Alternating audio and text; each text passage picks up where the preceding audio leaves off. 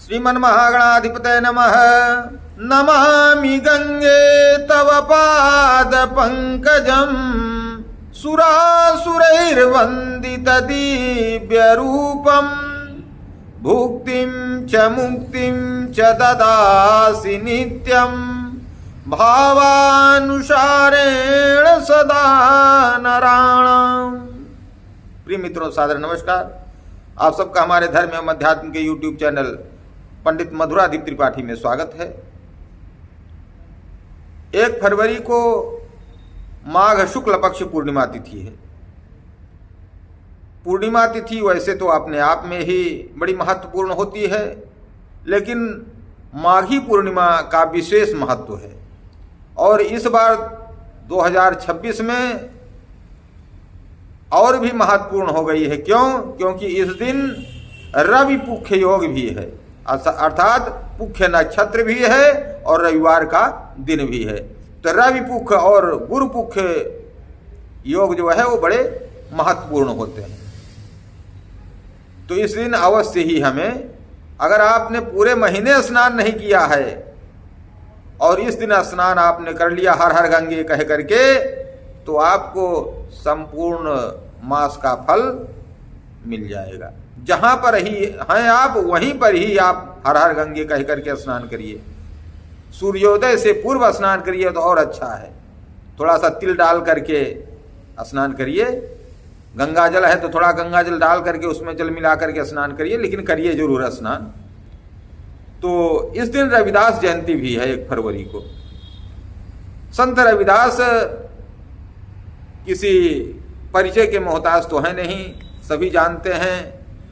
तो संत रविदास चतुर्थ वर्ण के थे और रामानंदाचार्य जी के शिष्य थे। तो संत रविदास रामानंदाचार्य जी महाराज के शिष्य कैसे बने, और चतुर्थ वर्ण के थे तो उनके शिष्य कैसे बने, तो आइए जानते हैं। इसकी एक कथा है। कथा इस प्रकार है कि जगत गुरु रामानंदाचार्य जी काशी में निवास करते थे और उनका एक ब्रह्मचारी शिष्य भी था।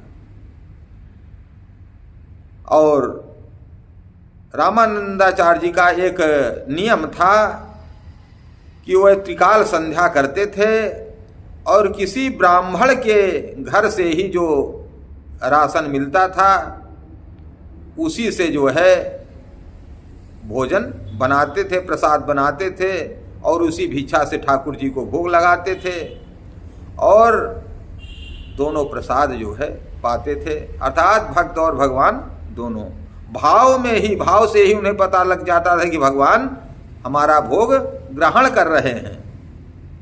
अच्छा, इसका एक कारण यह भी है, ऐसा क्यों करते थे? कुछ लोग कहेंगे कि देखिए अछूत मानते थे। देखिए कहा गया है कि जस खाए अन्न तस होय मन। जैसा आप अन्न खाते हैं वैसा ही आपका मन भी बनता है। धर्म सम्राट स्वामी करपात्री जी महाराज, उनका नाम करपात्री, करपात्री माने नाम करपात्री नहीं था उनका, लेकिन करपात्री क्यों कहा गया? क्योंकि वह केवल हाथ में ही भोजन करते थे। कर ही जो जिसका पात्र हो, ऐसे करपात्री जी महाराज जो कि धर्म सम्राट कहे जाते थे, उनका भी यही नियम था कि वह किसी ब्राह्मण के यहाँ से ही भोजन पाते थे। अच्छा, श्री भगवान हमेशा भावना में प्रतिदिन भोग पाते थे और गृहस्थ भक्त जो होते हैं ऐसे लोगों के यहाँ से राशन पानी आता था। एक बनिया था और वह ब्रह्मचारी शिष्य को हमेशा कहता था कि मेरी दुकान से कुछ जो भी आपको चाहिए, आटा चावल मेवा मिश्री जो भी चाहिए आप ले जाइए। लेकिन ब्राह्मण ब्रह्मचारी गुरुदेव रामानंदाचार्य जी के नियम के अनुसार केवल त्रिकाल संध्या करने वाले ब्राह्मण के यहाँ से, ब्राह्मणों में भी जो त्रिकाल संध्या करता हो, ऐसे ब्राह्मण के यहाँ से केवल भिक्षा मांगने के लिए कहते थे। तो एक दिन की बात है, मौसम बड़ा खराब हो गया और काफ़ी आंधी पानी आने लगा। तो ब्रह्मचारी शिष्य जो वो बनिया जो हमेशा कहता था कि ब्रह्मचारी जी हमारे यहाँ से ले जाइए, आपको जो भी चाहिए, दाल चावल चीनी आटा मेवा मिश्री भोग लगाने के लिए हलवा पूड़ी जो भी बनाइए, हमारे यहाँ से कच्चा राशन ले जाइए, कच्चे राशन में कोई दोष नहीं होता है। तो बनिया के उसी दुकान के नीचे ठहर गए ब्रह्मचारी जी। बनिया ने फिर से कहा कि ब्रह्मचारी जी आज मौसम बड़ा खराब है, मेरी दुकान से आप राशन पानी ले जाइए और भोजन प्रसाद बनाइए, कच्चे राशन में कोई दोष नहीं होता है, आप ले जाइए हमारे यहाँ से। ब्रह्मचारी जी ने सोचा चलो सही कह रहा है कि भिक्षा में अगर कच्चा राशन लेते हैं तो कोई दोष नहीं होना चाहिए। ले गए और भोजन पानी बना, प्रसाद बना, और भोजन बना करके जब भोग लगाने लगे तो रामानंदाचार्य जी को ये आभास हो गया कि कुछ दाल में काला लगता है, इसमें किसी गलत तरीका का अन्न है। अब सद्गुरुदेव रामानंदाचार्य जी ब्रह्मचारी शिष्य को बुला करके पूछा कि आज के जो प्रसाद का राशन है वो कहाँ से आया, कहाँ से ले आया आपने। शिष्य ने ब्रह्मचारी जी ने सारी बात जो है सही सही बता दी। अब गुरुदेव रामानंदाचार्य जी सोचने लगे, वैश्य अर्थात बनिया का राशन तो एक्सेप्टेबल है, ग्राह्य है, और इस दान में तो कोई, भाई बनिया के दान से तो बड़े बड़े यज्ञ होते हैं, फिर भगवान ने प्रसाद क्यों नहीं ग्रहण किया, क्यों अरुचि का आभास हुआ हमें। तब श्री गुरुदेव भगवान रामानंदाचार्य जी ध्यान से देखे और ध्यान लगा करके जब उन्होंने देखा तो उन्हें यह मालूम हुआ कि ये राशन बनिया का नहीं था, तो किसका था।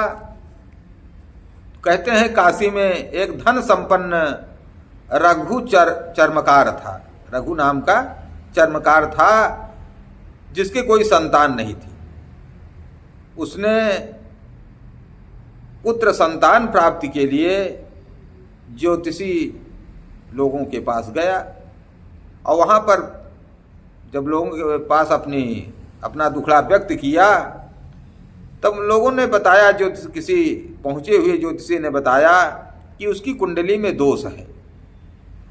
तो कहा कि दोष कैसे दूर हो, तो कहा कि यह दोष अगर कोई समर्थ गुरु हो, कहा समर्थ गुरु कैसे, कहा अगर जगत गुरु रामानंदाचार्य जी आपके भोजन, आपके दिए हुए अन्न का प्रसाद ग्रहण कर लें, अर्थात आपके राशन से भोजन ग्रहण कर लें, उन्हें कुछ खिला पिला दीजिए, तो निश्चित रूप से आपको संतान हो जाएगी।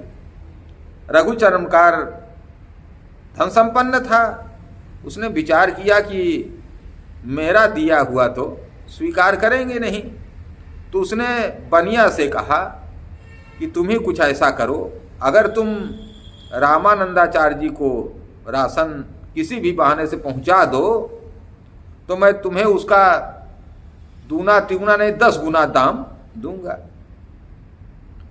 और यही कारण था कि रघु चर्मकार के द्वारा दिए गए राशन का भोग जब ठाकुर जी लगा लिए तब तो निश्चित हो गया कि अब उससे संतान तो होगी। तो प्रश्न उठता है कि जगत गुरु रामानंदाचार्य जी रघु चर्मकार के हाथ का कच्चा राशन भोग में क्यों नहीं लिया, क्योंकि भगवान तो भीलनी सबरी के जूठे बेर भी स्वीकार कर लिए थे, तो इसका क्यों नहीं स्वीकार किए। तो शंका समाधान यही है कि माता सबरी वैष्णव थी और माता सबरी किसी कामना से या जोक टुकटा करके बेर नहीं खिलाया था, क्योंकि भगवान ने कहा कि कह रघुपति सुनु भामिनी बाता, मानऊ एक भगति कई नाता। भगवान कहते हैं कि जाति पाति पूछई नहीं कोई, हरि को भजई सो हरि कोई। लेकिन रघु चर्मकार तो टोटका करने के लिए राशन दिया था, उसका कोई प्रेम अथवा भक्ति उसकी कोई नहीं थी। और चूंकि भगवान भोग लगा सके थे, भगवान ने भोग लगा दिया था, इसलिए ब्रह्मचारी शिष्य को रामानंदाचार्य जी ने श्राप दिया कि अब तुम ही जाकर के रघु चर्मकार के घर में पुत्र के रूप में जन्म लोगे। जय जय श्री राम, हर हर महादेव। क्यों? क्योंकि उसकी भाग्य में तो संतान थी नहीं, उसके भाग्य में तो पुत्र संतान तो था नहीं। तो कुछ दिन बाद ब्रह्मचारी जी जो है वो रघु चर्मकार के यहाँ धूपनिया की कोख से जन्म लिया, और जन्म लिया तो दूध पी ही नहीं रहा था। अब जब दूध पी ही नहीं रहा था तब तो कहते हैं कि रामानंदाचार्य जी को यह पता लगा कि बच्चा जो है वो दूध नहीं पी रहा है। रघु चर्मकार के आंगन में गाय के गोबर से पहुँचे और कहा कि गाय के गोबर से आप लिपाई करिए। लिपाई किया, गुरुदेव को उसने बैठाया और समर्थ गुरु ने बच्चे को कान में वैष्णव मंत्र दिया और कहा कि दूध क्यों नहीं पीते हो, दूध तो पियो। तो कहते हैं कि उस ब्रह्मचारी ने, जो कि रविदास के रूप में आया था, उसने कहा कि एक बार कच्चा राशन खिला दिए तो यहाँ जन्म लेना पड़ेगा। जन्म लेना पड़ा, अब दूध पीने से क्या होगा? उन्होंने कहा कि ऐसा कुछ नहीं होगा, दूध पियो। कहते हैं कि माता का दूध पीना शुरू कर दिया रविदास ने। रविदास के पिताजी बहुत धन संपन्नवान थे, बहुत संपत्तिशाली थे। महाराज हरिश्चंद्र को खरीदने वाला डोम भी धनी ही था। लोग जो कहते हैं चतुर्थ वर्ण कभी गरीब था ही नहीं, नहीं तो राजा हरिश्चंद्र को खरीदने वाला डोम ही मिलता। उन्हें खरीदने वाला डोम जाति का था। और यह जो रविदास के पिता थे चतुर्थ वर्ण के, ये भी धन संपन्न थे। तो इससे पता चलता है कि भारत में चतुर्थ वर्ण कभी गरीब अर्थात निर्धन नहीं था, जिस प्रकार का दुष्प्रचार फैलाया जा रहा है। तो पहले पुण्य के प्रभाव से रविदास को सब पूर्व जन्म का सब पता था। भक्ति और दया धर्म स्वाभाविक रूप में उनमें विद्यमान थी। और रविदास ने अपने पिताजी से कहा कि पिताजी, मैं आपका अकेला ही पुत्र हूँ, आप इतनी संपत्ति क्या करेंगे? इतना संपत्ति रख करके क्या करना है? ये धन संपत्ति संत महात्माओं, दीन दुखी इन लोगों में दान कर दीजिए तो कल्याण होगा। पिताजी ने उसके कहा कि भाई ऐसा है, तुम कमाना तभी दान करना, मेरी कमाई का दान मत करना। और घर से निकाल दिया। किसको? रविदास जी को। तो रविदास जी वहीं पर बाद में क्या करने लगे? जूता सिलने लगे। जो भी संत महात्मा ब्राह्मण दीन दुखी गरीब आता, उसके जूते को सिलते और सिलाई भी नहीं लेते थे, ऐसे थे संत रविदास जी। और कहा भी गया है कि पानी बाढ़ है नाव में, घर में बाढ़ है दाम, तो दोनों हाथ उलीचिए यही सयानो काम।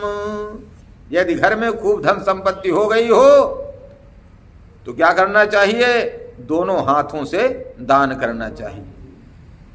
यही जो सयाना होता है, जो होशियार लोग होते हैं, वह संपन्नता के समय दोनों हाथ से दान करते हैं। कैसे? जैसे नाव में अगर पानी भर जाए, भरने लगे, अगर आप बीच गंगा जी में हैं, जमुना जी में हैं, किसी नदी में हैं और नाव में पानी भरने लगे, तो क्या किया जाता है? जो होशियार लोग होते हैं वो जल्दी से जल्दी उस पानी को बाहर फेंकने लगते हैं कि ताकि नाव डूबे ना। तो हमारी भी नाव ना डूबे, इसलिए अगर हमारे पास धन संपत्ति हो तो खूब दान पुण्य करना चाहिए। हर हर महादेव, जय श्री कृष्ण, जय श्री राधे। चैनल को अगर अभी तक आपने सब्सक्राइब नहीं किया है तो सब्सक्राइब कर लें। वैसे आपने अवश्य कर लिया होगा, नहीं किया होगा तो अब कर लेंगे, क्योंकि आप इतनी देर तक अगर